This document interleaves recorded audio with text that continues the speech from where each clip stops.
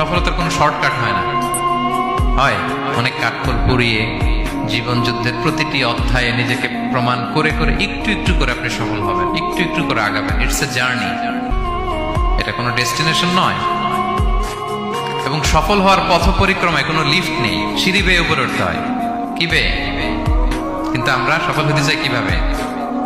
Direct 100 তলায় তো আমি সফল, উপরে সবার উপরে আমি, এইভাবে চাই সফলতাটা।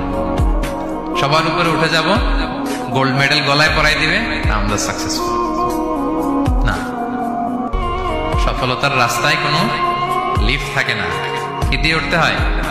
সিঁড়ি বেয়ে ঘাম জড়িয়ে উঠতে হয়। দেখেন, শুধু আলোর মুখ দেখার জন্য মায়ের পেটে আমাদের কত সময় লাগছে বলেন তো? জাস্ট একটু লাইট, হ্যাঁ, 9 মাস 10 মাস সময় লাগছে শুধু একটু আলো দেখবো আমরা। একটু আলোর মুখ দেখার জন্য আমার লাগছে 9 মাস। আর এখানে আমরা শর্টকাট খুঁজি, খালি কি খুঁজি? সফলতার কোনো শর্টকাট নেই। অল্প এফোর্টে যারা সফল হতে চায় এরা কোনোদিন সফল হয় না। ইউসুফ আলাইহিস সালামের জীবনীটা একটু খেয়াল করেন, একটু একটু করে তিনি সামনের দিকে গিয়েছেন এবং সবশেষে ইজিপ্টের ফিনান্স মিনিস্টার হয়েছেন। এজন্য ধৈর্য ধারণ করতে হবে, নিজের সর্বোচ্চটুকু উজাড় করে দিয়ে আপনার রোলটা আপনি প্লে করবেন, এরপর আল্লাহ তাআলার উপর ভরসা রাখবেন। কিন্তু অনেক চেষ্টার পরেও যদি কাঙ্ক্ষিত সফলতা না পান, হতাশ হওয়ার কিছু নাই। কারণ বিশ্বাসীর সফলতা শুধু দুনিয়াতে না, বিশ্বাসীদের সফলতা আখিরাত পর্যন্ত বিস্তৃত। ওইটা আসল সফলতা।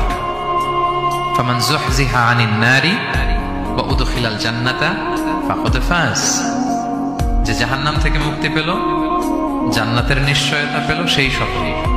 আমরা যেন সেই সফলতার জন্য অপেক্ষা করি, আমরা যেন দুনিয়া আখিরাত উভয় জাহানে সফল হতে পারি। আল্লাহ তাআলা আমাদের সবাইকে কথাগুলো বোঝার ও আমল করার তৌফিক দান করুন। হাযা মা ইনদি ওয়াল ইলমু ইনদাল্লাহ আলাইহি তাওয়াক্কালতু ওয়া ইলাইহি উনীব। আসসালামু আলাইকুম ওয়া রাহমাতুল্লাহি।